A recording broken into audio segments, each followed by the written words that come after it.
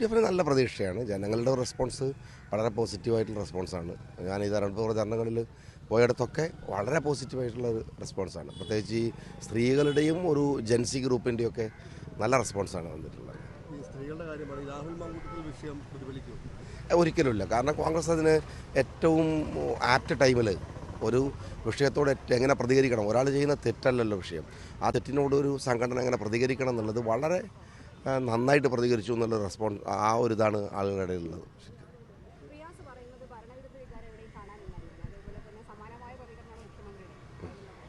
അല്ല, ഭരണവിരുദ്ധ വികാരം അവർക്ക് കാണാൻ കഴിയില്ല. കാരണം അവർ ഭരണത്തിൻ്റെ സുഖശീതളിച്ചായ്മയിൽ അങ്ങനെ ആസ്വദിച്ച് നിൽക്കല്ലേ, അവർക്കിത് കാണാൻ കഴിയില്ല.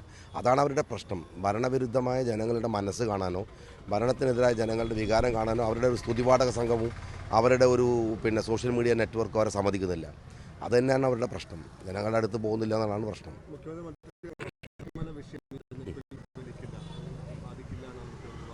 അല്ല, മുഖ്യമന്ത്രിയുടെ ഭാഷയിൽ ഒന്നും ബാധിക്കാൻ പാടില്ല കേരളത്തിൽ. പക്ഷെ ഞങ്ങൾക്ക് ഉറപ്പുള്ളൊരു കാര്യമുണ്ട്, അത് കേരളത്തിലെ ജനങ്ങളെ ബാധിക്കുന്ന എല്ലാ വിഷയങ്ങളും, അത് ശബരിമല വിഷയം അടക്കമുള്ള എല്ലാ വിഷയങ്ങളും ജനങ്ങൾ ഈ തെരഞ്ഞെടുപ്പിൽ അതിശക്തമായി പ്രതികരിക്കുക തന്നെ ചെയ്യും. ആ ഒരു സംശയമൊന്നുമില്ല. മുഖ്യമന്ത്രിയുടെ ഒരു 9 വർഷത്തിനിടയിൽ ഏറ്റവും കോൺഫിഡൻസ് കുറഞ്ഞ, ഏറ്റവും ആത്മവിശ്വാസം ഇല്ലാത്തൊരു പത്രസമ്മേളനം കണ്ട ആളുകളാണ് നമ്മൾ. കാരണം ആൾക്കറിയാം അത്, കാരണം ഭൂരിപക്ഷ വോട്ടുകൾ എങ്ങനെ ഏകീകരിപ്പിക്കാൻ കഴിയുമെന്നുള്ള നിലക്കാണ് മൈനോറിറ്റിയെ വെറുപ്പിച്ചത്. അത് ശബരിമല വിഷയത്തോടുകൂടി തകർന്നു. പിന്നെ മൈനോറിറ്റി എങ്ങനെ സോപ്പിടണം എന്നുള്ള ആൾക്കാണ് ഇപ്പോൾ ജമാഅത്തെ ഇസ്ലാമി ഇഷ്യൂക്കെ ആയിട്ടാണ് വന്നത്. അതൊന്നും ഏശിയിട്ടില്ല എന്നുള്ളതുകൊണ്ട് തന്നെ അദ്ദേഹത്തിന് വലിയ നിരാശയുണ്ട്. ആ നിരാശയുടെ വർത്തമാനമാണ് അത്.